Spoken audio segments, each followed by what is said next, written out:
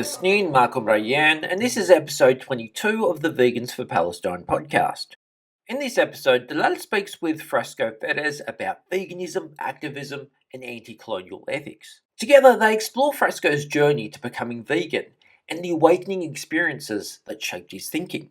And Frasco reflects on how race, gender, privilege, colonialism, and ethics have influenced his understanding of intersectional veganism.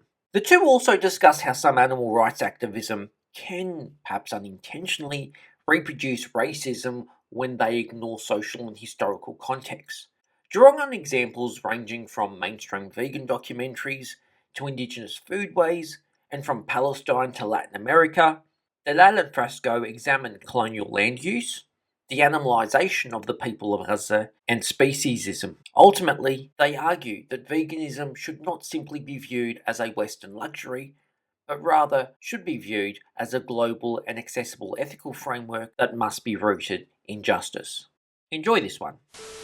I was born in Spain. I'm coming from the poorest area, one of the poorest areas in Spain called Extremadura. And I grew up in a 200 people village. And coming also from a poor family, I have experienced explicit discrimination around me.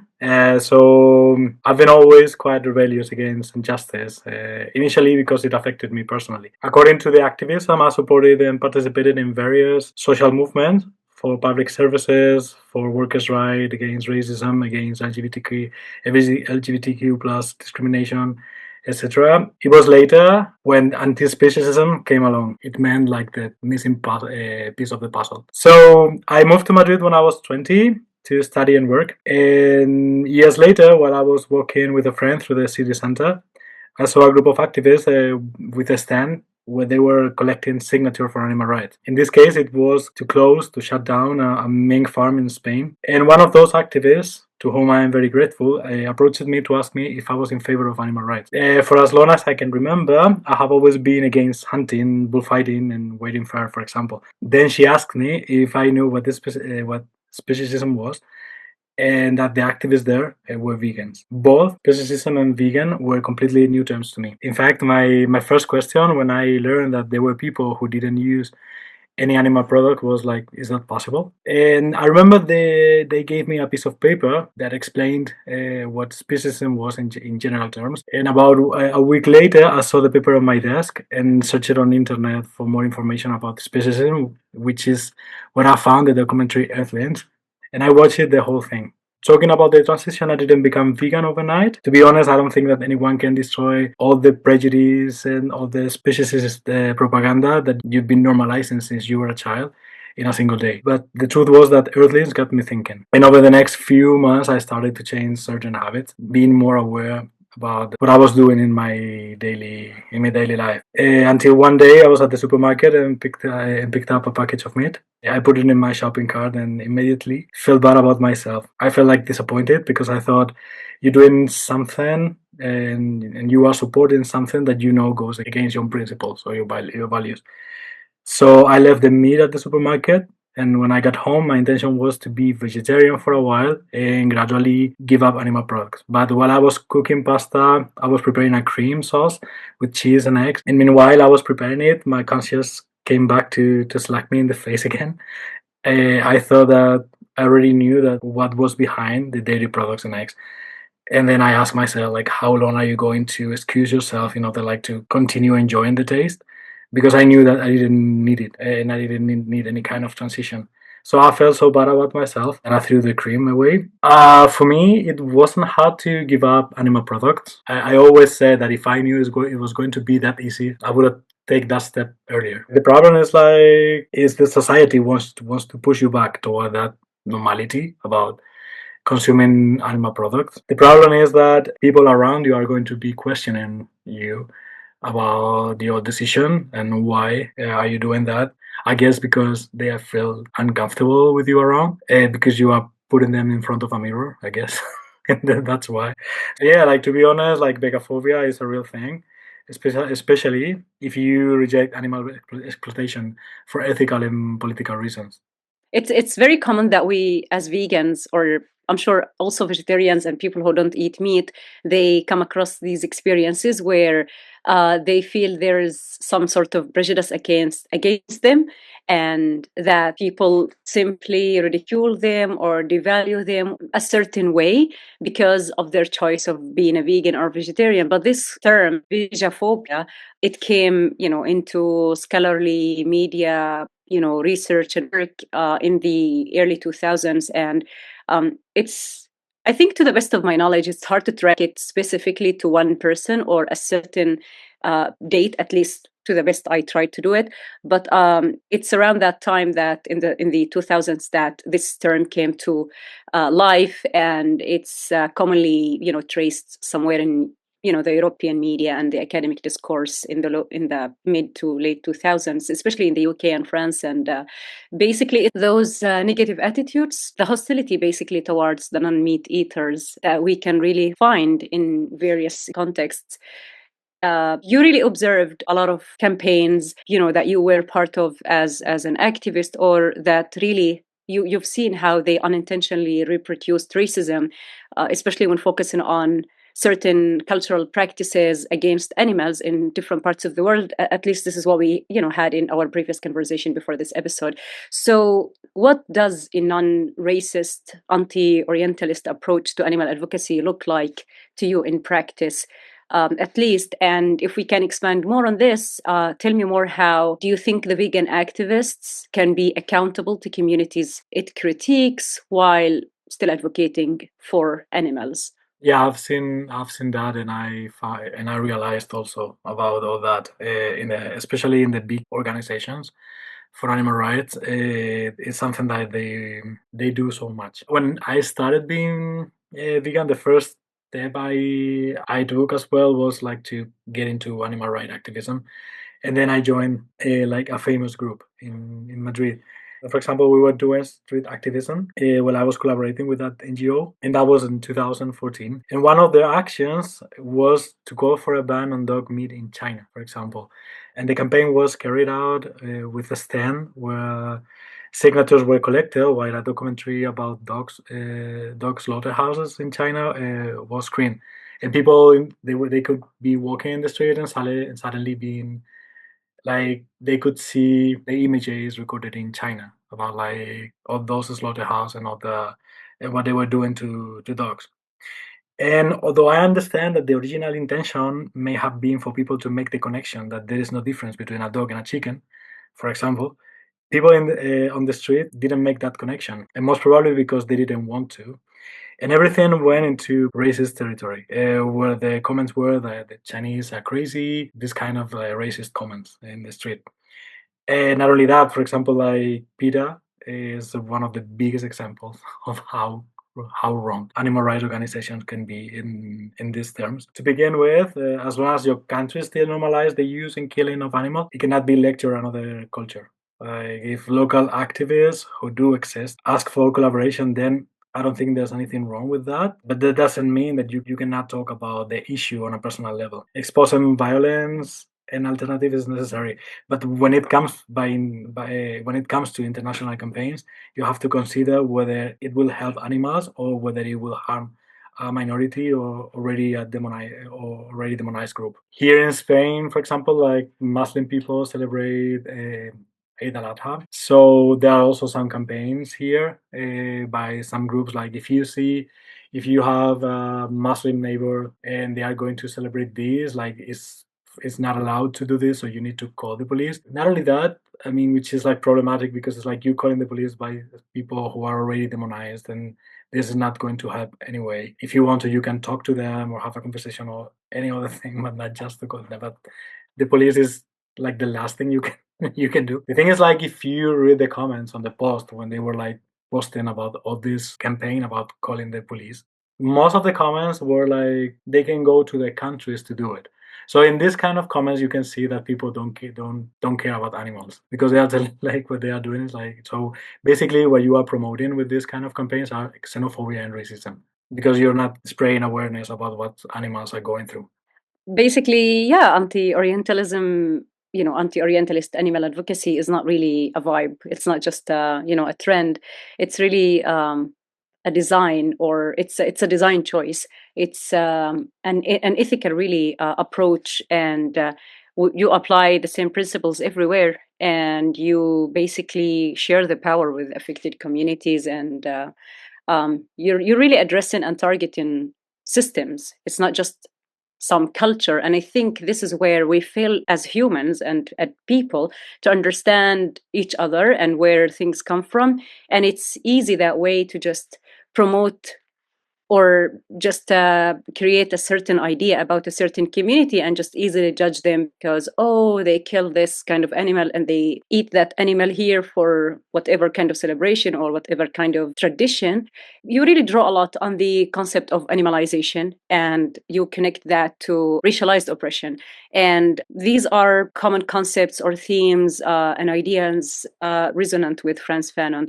So, how do you explain that link to people encountering this for the first time? Right now, indeed, I'm working on research, and I can tell that animalization is touched upon very superficially in anti-colonial discourse. Not only Fanon, but also Amy Sessa, among others, mentioned that the language that animalized the colonized. In fact, in an interview, also Hassan Kanafani said that Palestinians were not animals in a zoo. So it's like they were really close, really close to make the connection about but they didn't go deeper into that. But they could tell that there was a kind of connection with the animals and what they were suffering. But they all remain at a very superficial level of analysis without delving deeper into this violence and taking it for granted. When the fact is that this violence and hierarchization of lives is entirely colonial. One of the reference I have, for example, are the co-sisters, Af and Sil. They offer several reflection on this topic from an anti-speciesist perspective. And if you're not familiar with them, I recommend you Afroism, written by both, and Racism as a Zoological Witchcraft by Afko. They also talk about Fanon and the colonial analysis and ideology as well. Yeah. Although it is true that the most recurring instance was that the Israeli defense minister called Palestinian animals to justify the genocide in October 2023. Animalization is not something new at all. And if we talk about Palestine, we can remember what the Zionist slogan was: a land without people for a people without land. And this is interesting because many analysts have interpreted this as they were referring to Palestine as a desert. But I believe that if you give the anti-speciesist perspective, it provides a more complete analysis. If they use this slogan in order to convince people to move to Palestine, when that people arrived to Palestine, they saw that there were people already there. So the Zionist slogan makes it quite clear who it refers to as people. Practically all animals are person, but it seems that people is a term reserved solely for humans. This leads us to the following question: who are humans? Are all Homo sapiens humans? And this is the thing: is human is a term, as AFCO says, that was invented to put the dominant at the top, and it is an exclusionary term, not only with regard to other species, but also within the group of the same species, Homo sapiens. To begin with, humanity is not built from nothing. It is built in opposition to animals. And to maintain that hierarchy, animal must always be at the bottom. That is why many people are uncomfortable or offended by humans who care about other animals. For them, it makes no sense because their minds are so colonized that they think like the colonizer. What does it mean to be human? Well, if we are talking about the perfect human for society, is a white, rich, Western, heterosexual man with a capable and normative body, and that is what is placed at the top of the hierarchy. Those who see themselves as having the right to dominate other bodies, and what the colonized aspire to be. All bodies that do not fit in that description will be seen as closer to animals than to humans. We're talking about women, racialized people, LGBT people, disabled people, fat people, etc. And as the hierarchy is founded on the normalization of violence toward other animals, these bodies that are socially seen as subhuman are exposed to violence. And most of the society will accept this in the same way that society accepts violence toward animals. Yeah, you're right. in how you're connecting Césaire, Fanon, and Kanafani, and what they really addressed their writings and in their work. They all basically point to the same tactic in colonialism, that is using words that make the colonized seem less than human.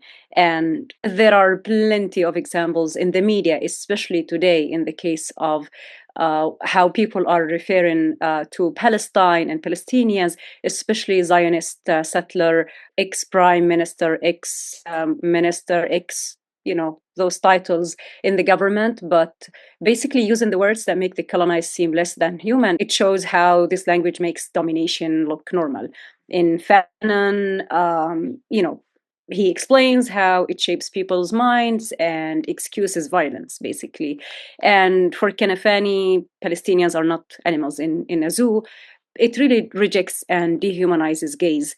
And it's all for a simple message, for a simple idea that when you call people animals, it becomes easier to take their land and justify repression, let alone how people even using the jokes with animal names to basically make fun of each other. Even with these the dehumanization of animal is also really a justification for land seizure, for ethnic cleansing, for repression, and all sorts of atrocities and injustices that we see people like Palestinians and others in different historical contexts going through as well. Can you maybe give us more examples on how animalization shows up in everyday language, media, or policy, and how recognizing it can basically change our activism? Yes, sure. And I wanted to also to make clear that, yeah, exactly as you were saying, it's true that some people use the terms about animalization like dog or like donkey, all these kind of insults in a funny way. But it's true that the real thing is that they like when people, especially people in power, they use the animalization is they are not doing it. Like for example, when the prime, like not the prime minister, like the Ministry of Security or Defense in Israel called like the Palestinians animals in order to start the genocide, for example. So it's not because they want to insult or they want to, no, it's because like they are putting at the same level of animals as animals at outside of the ethical frameworks. So if there's no ethical for animals, people are going to justify no ethical for, in this case, Palestinians. So animalization doesn't occur only solely in language. Obviously, language is one of the channels through which animalization occurs.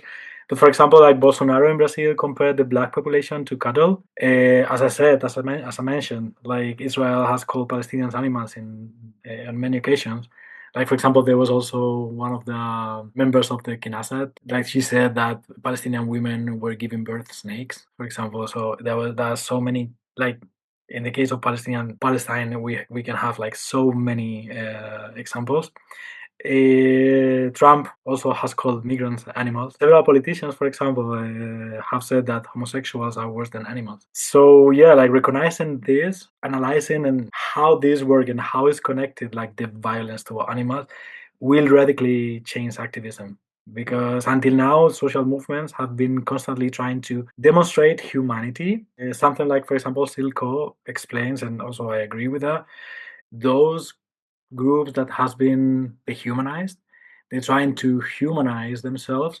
What they are doing, this is problematic because what they are doing is like basically it seems like you're asking those on the top to take you in consideration. And also it works like comparing like the dehumanized people to the humans. So what they are doing in this case, like they are distancing themselves from other bodies that suffer violence, in the case of animals, for example. And what they are doing with this is reinforcing the hierarchy, or in other words, they are reinforcing white supremacy. The perfect idea of a human for everyone's mind is a white man. So this is why, for example, like when people try to dehumanize groups, what they are doing is reinforcing white supremacy. So white supremacy remain intact in this case, like it's not confronted. What I see is like activism are completely disconnected.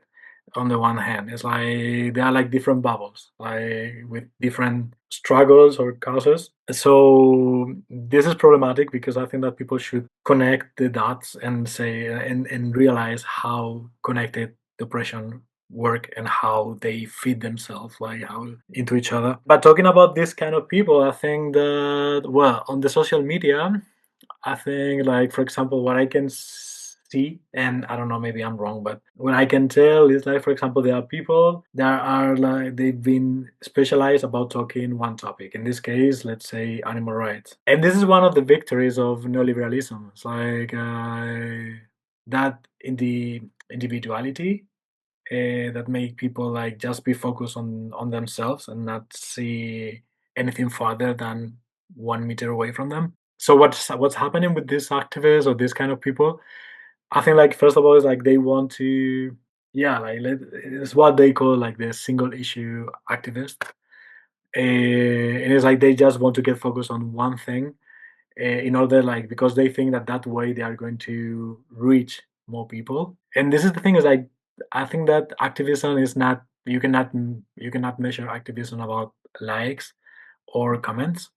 And this is the problem, is like this kind of people, what they are looking on social media is those likes and those comments and share the what they are posting. So they don't want to sound controversial with other things. So it's like they don't want to get deep into other topics, other struggles. It's like, no, I want to get focused on this. This is on the one hand. On the other hand, also, I think that there are some people, especially racist ones, who are like doing this kind of things as a vegan washing, which is like trying to wash their image through animal rights activism, while on the other hand, they are like promoting or spreading racism, fake news, and all this stuff. So I think it's a combination of those two.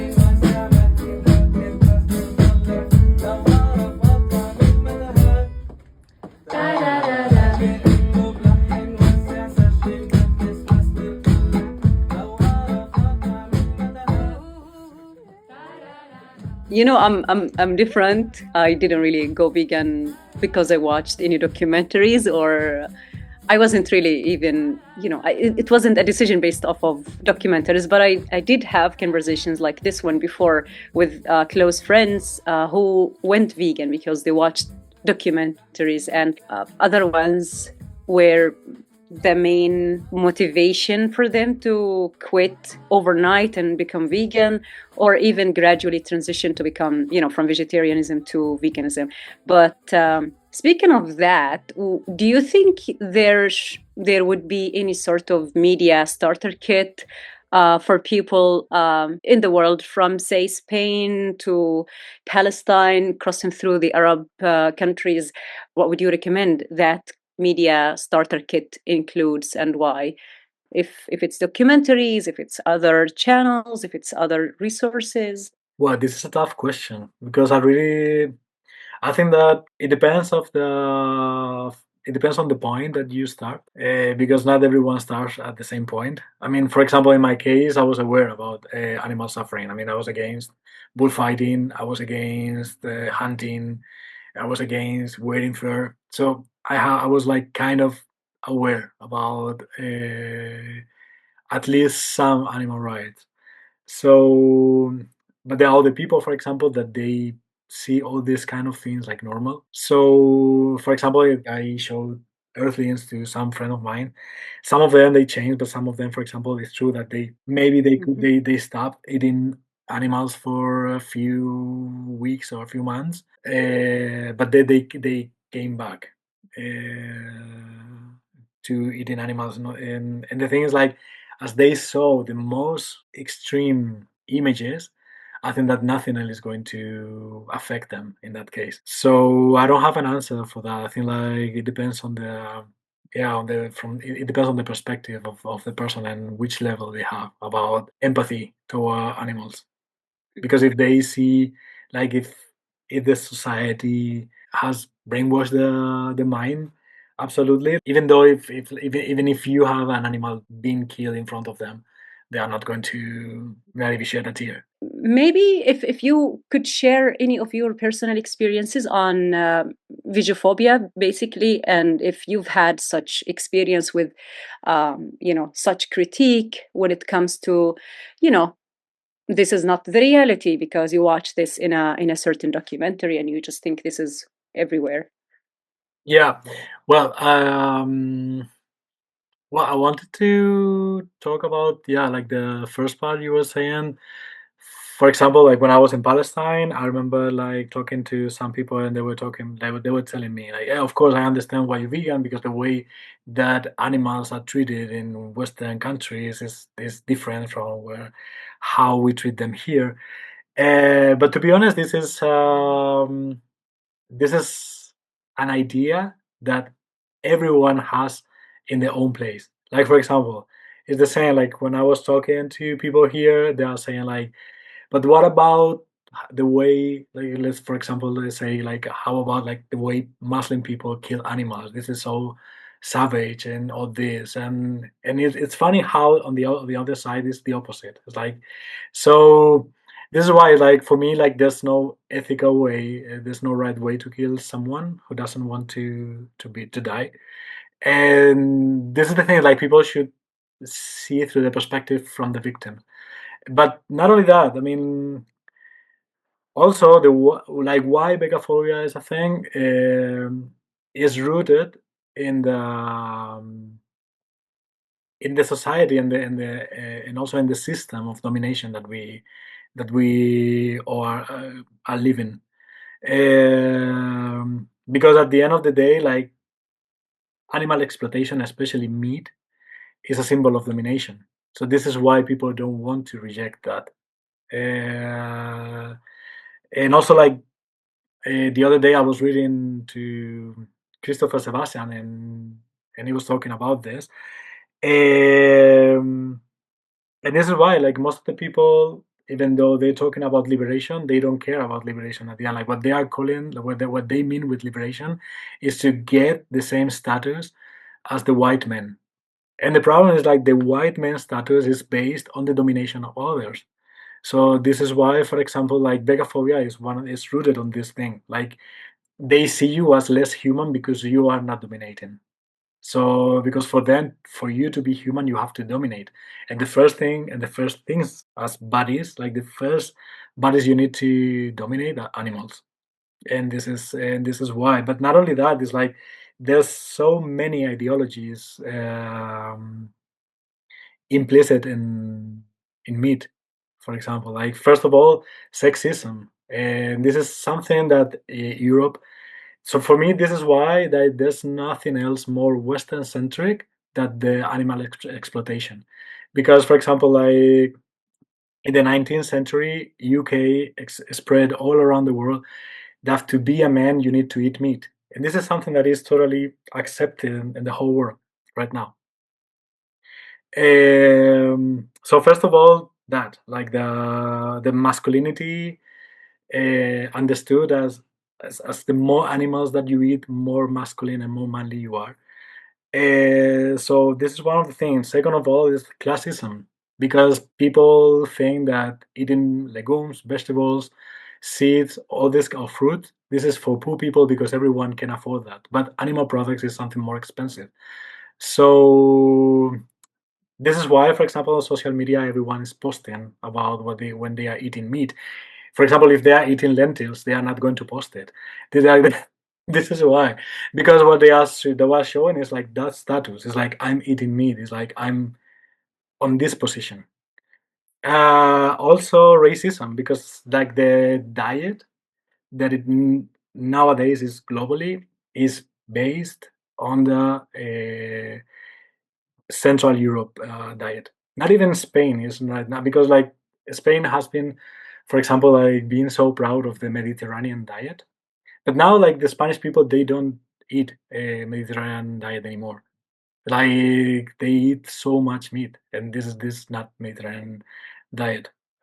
Uh, so yeah, and racism as well, because of course, because of that, of the idea that you need to eat like the white man, like the people in Europe, because Europe is telling you what you have to eat, which is like on based on animal products.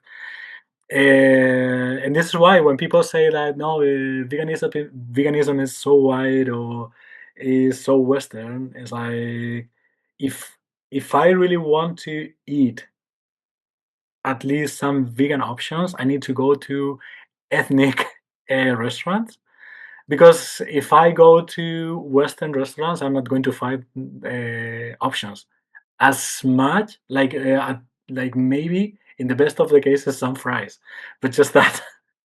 So no, it's like veganism is not at all. It has nothing to do with the Western things. Like and if, also like if we are going to talk about history, like the first text, the first writings that we can find about taking animals into consideration was written like more than 3,000 years ago in India, and the first vegan poem was written in Arabic in Syria by Al-Marri. So exactly, so it's like there's nothing to like. The only thing that comes from the West, like in veganism, the only thing that comes from the Western is the term vegan, which was a short term from vegetarian, but just that. But the rest is like no. So of course, Europe and the Western world are not going to be like the moral guide about like how to treat others. Well, especially is like they have a long story of colonialism. Mm-hmm.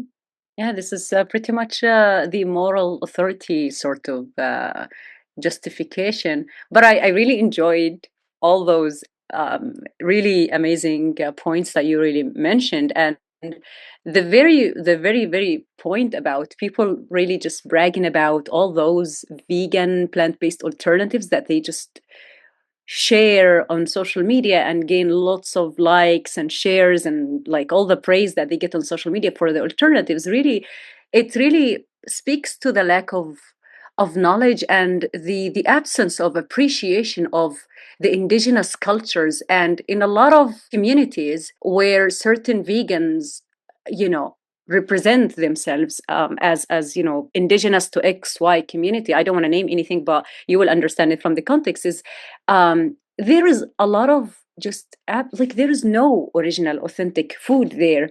All the meals, all the recipes that you see on social media, they're really just created with alternatives, which is fair. I mean, I totally, I'm not judging that. I'm trying to say that those very vegans, they really distort the reality, and they promote a certain idea that if you're vegan, you will only be vegan if you eat this. But there is no such, and it's very little that you find a vegan that invites you to explore your own indigenous culture of food.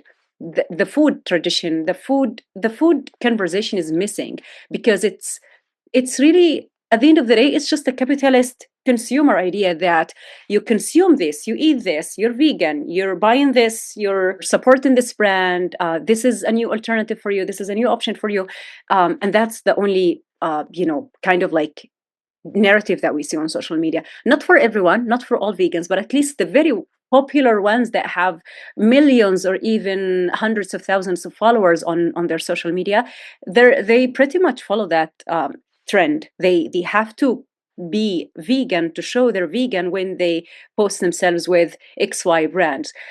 I'm not judging that. That's fine. If that is the way for you to transition to maintain your veganism, that's fine. That's a food only, option. But veganism is beyond food. And so, but then back to the idea of the, I mean, when people really start from that premise that humans are dominant, which is always justified when you say you're vegan and you abstain from eating animals and their products because they have the right to live and have their own families. People jump right into that, oh, but they're created for us and they're here for us. So that sort of dominance, it's people like quickly just they make that or like they take that leap that dominance grants them a moral authority. And from there we see how using animals become both a demonstration and a justification of that power. So basically the very act of exploiting animals is taken as proof that humans are meant to rule, and they are at the top of the hierarchy, they are at the top of that pyramid, which turns the practice into a closed loop. So the more we control and the more we consume of other animals, the more natural, quote unquote, that domination appears. So it becomes more of a naturalized act, and then it's more self-justifying. And it becomes more self-justifying that, because, people have been doing this for ages. People have been consuming animals for ages, and this is how we survive. This is how we maintain our, existence. Because if you don't eat meat, you're not this. If you don't consume meat, you're not that powerful. You're not that masculine. You're not that, you don't prove a certain thing. And this is a never-ending discussion. And this is one of the points that people just like to argue because they just like to argue. And with vegaphobia, a lot of the times people just they hold onto those specific ideas, and they're not even listening to you when you're talking to them. And I think this is one of the main issues that we have, is that people are not really interested in why you're vegan, to understand your moral stance and to understand where you come from, but they just like to argue for the sake of arguing. So and there is a really important point as well that you mentioned. It's about, and I think I view it as, when we speak about the food and the animal exploitation, we have to go through a lot of decolonization ourselves, even as vegans. I think we come from, like, a lot of people, they come from a place of privilege already. They come from a place where they have resources, they have the money, they have the support, they can rebel. They can basically say, I'm not following this norm of consuming animals because I support this and that, because I stand by this and that. But this is not really the same for a lot of people. And also associating veganism with a certain white image, that needs a lot of decolonization. And that's where you see a different conversation within the activists, vegans of the global south, in comparison to other vegans coming from different parts of the world. So veganism is often dismissed as a privileged or colonial export. So is there anything else that you would like to share on how to respond to that critique in a way that we acknowledge power and history, but still without abandoning the animal ethics? Because at the end of the day, it boils down to that ethical, cornerstone of the entire work and advocacy that we have within that movement. Yeah. Well, so many so many topics here. So on the first thing, to start with, well, yeah, it's true that, for example, like, you don't need to buy those kind of substitute for meat substitute or cheese substitutes. Like, it's something that you really don't need. I think that those kind of, let's call them like influencers, like vegan influencers, they are doing that also because they are promoting that. They are paid. They like to promote that as well. So they are making publicity. So that's why. But I think that also from non-vegans perspective, I think that so many people, they don't understand, and they don't want to understand what veganism is. As you said, they don't even listening to you. They are not even listening to you because they are in a mode of self-defense. It's like they want to defend their position as they were, because they don't want to think about what they are doing, because this is what is normal to them. To put them in that uncomfortable area is going to take them to confront so many parts of their life, especially from family, friends, and everything. So the easier way, like the easiest way to behave, is like going with the flow. So that's why. But many of them, they assume that veganism is expensive, because they think that you need to buy all this stuff. Or some people even mistake veganism with organic food, and that's why, like, they think that vegans and organic is the same thing. So they assume that if you eat organic or more healthy or something like that, it's going to be more expensive. But this is why they say like it's a luxury. When the truth is that animal product is more expensive. Like when I went vegan, I was earning 500 euros a month, and I was paying 300 for the rent. So it's like I was living with 200 euros, and I had to pay the bills and being vegan. So it's like really, it's like the cheapest thing on the market is rice, chickpeas, beans, pasta, vegetables, fruit. This is the cheapest. So it really is like there's no luxury at all. On the other hand, it's like talking about that veganism as a colonial tool or something like that. We need to recall that what are the first or the leading meat consumers, like the leading meat consumers globally.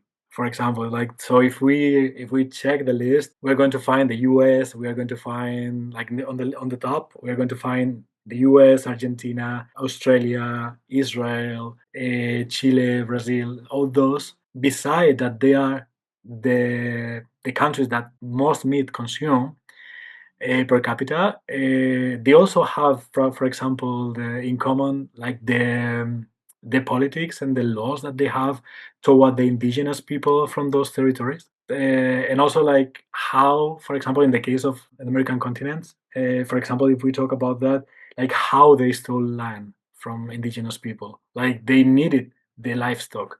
And this is why meat is not only a symbol of domination for them, but also it's a national symbol, because this is why their countries were established in the way to massacre people in the fastest ways, like to introduce livestock, because you need more land, you need more resources to feed animals. So this is going to help so much in order like to take land. And this is why, for example, also in Palestine, they are doing not with cows, but with sheep, for example.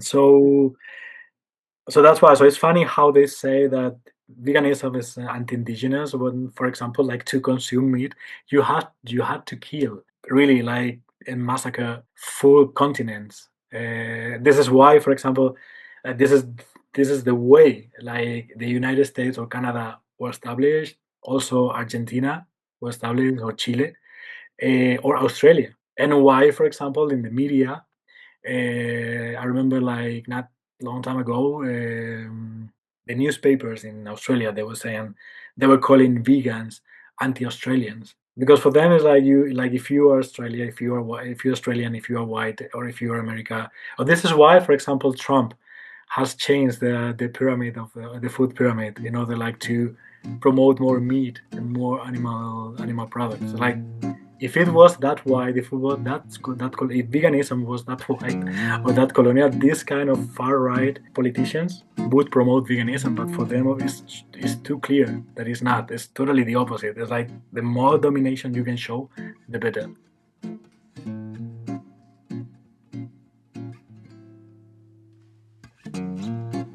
The following poem is called What I Will by Palestinian poet Suhair Hamad. I will not dance to your war drum. I will not lend my soul nor my bones to your war drum. I will not dance to your beating. I know that beat. It is lifeless. I know intimately that skin you are hitting. It was alive once, hunted, stolen, stretched. I will not dance to your drummed up war. I will not pop, spin, break for you. I will not hate for you or even hate you. I will not kill for you, especially I will not die for you. I will not mourn the dead with murder nor suicide. I will not side with you or dance to bombs, because everyone is dancing. Everyone can be wrong. Life is a right, not collateral or casual. I will not forget where I come from. I will craft my own drum. Gather my beloved near, and our chanting will be dancing. Our humming will be drumming. I will not be played. I will not lend my name nor my rhythm to your beat. I will dance and resist and dance and persist and dance. This heartbeat is louder than death. Your war drum ain't louder than this breath.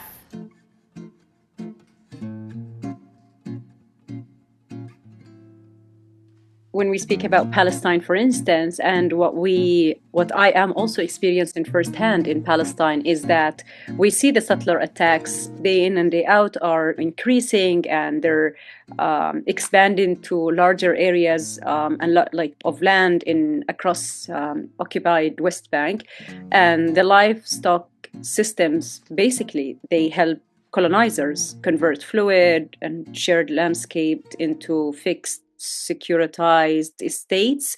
They basically create that idea of when you're dispossessing people of their animals, when you're basically arresting the sheep, when you're killing the sheep, when you're stealing the donkeys and arresting the donkeys, and when you also kill different sorts of livestock and deprive people of the very source of income they rely on for the food, for their survival, and you deprive them of access to their own land.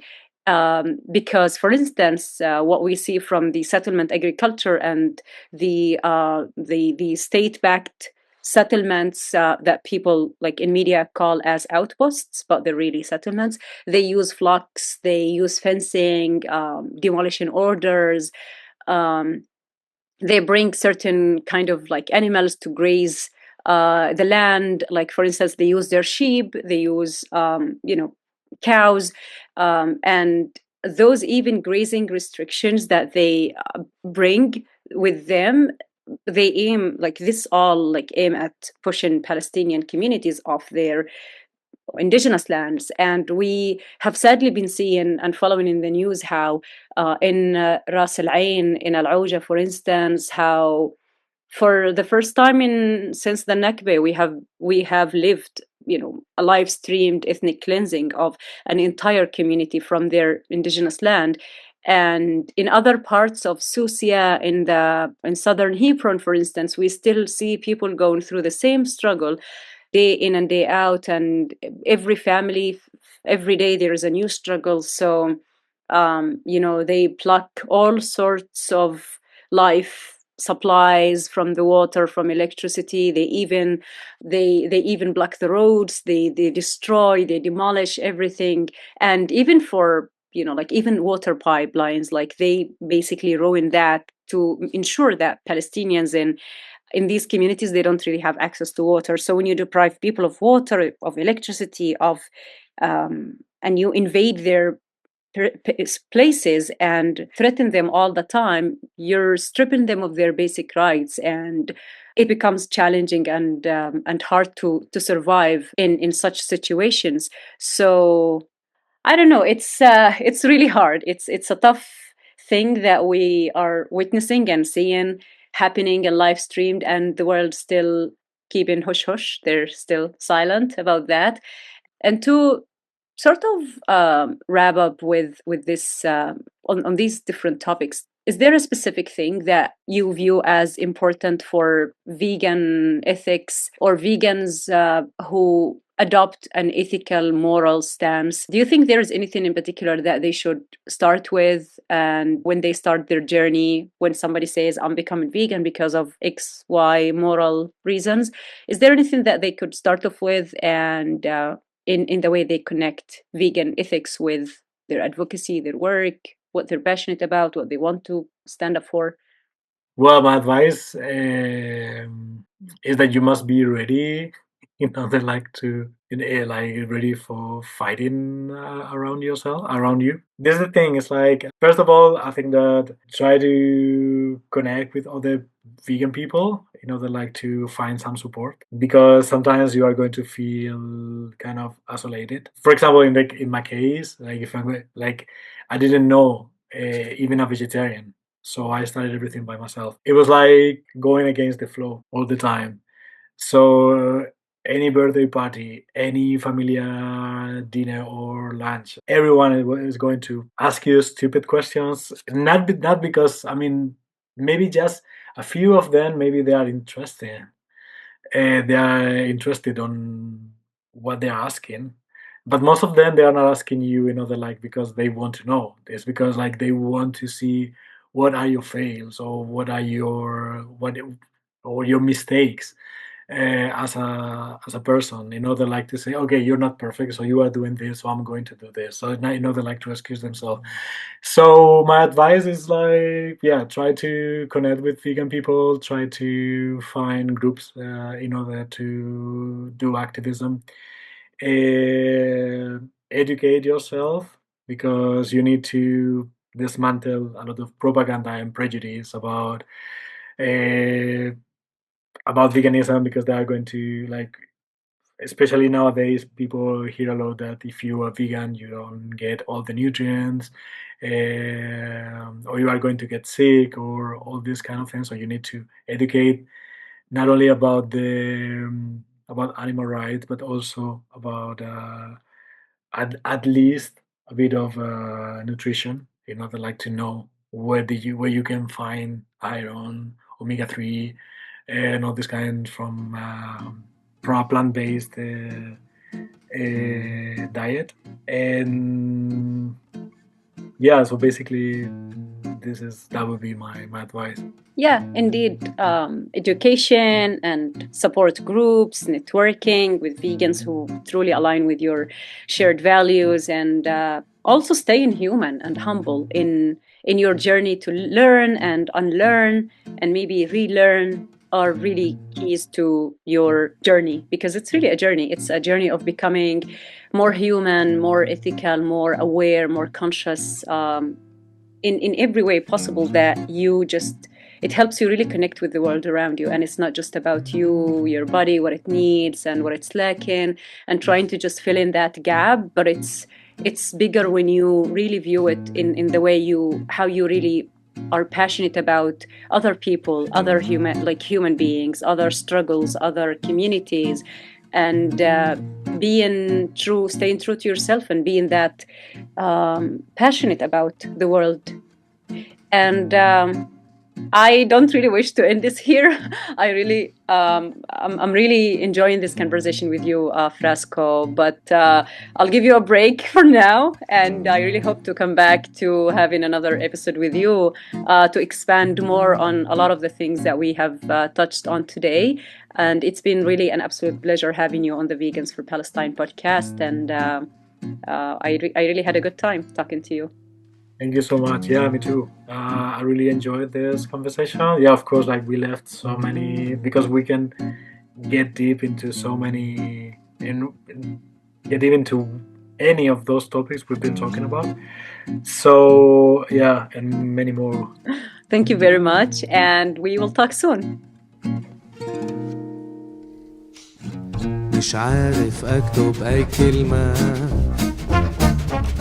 ضاعت مني كل الأفلام، محتار بالفكرة وبالحكايات، لو أعرف أحل كل التفاهات، فكر اكتب لحن وزع سجل مكس ماستر طلع، لو أعرف أطلع من المتاهات، فكر اكتب لحن وزع سجل مكس ماستر طلع، لو أعرف أطلع من المتاهات.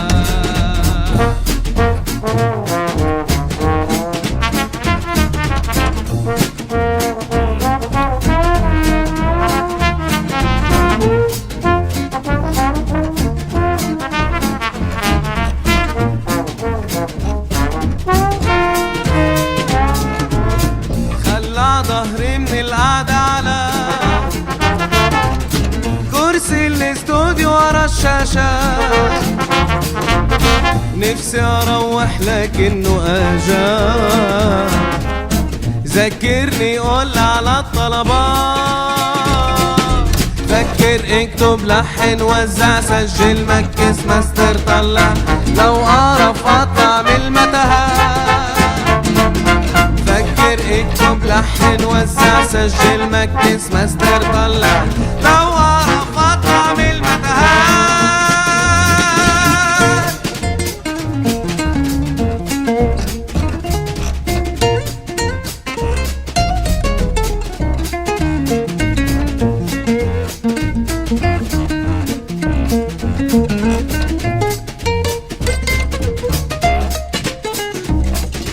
فكر اكتب لحن وزع سجل مكس ماستر طلع لو أعرف أطلع من المتاهات فكر اكتب لحن وزع سجل مكس ماستر طلع لو أعرف أطلع من المتاهات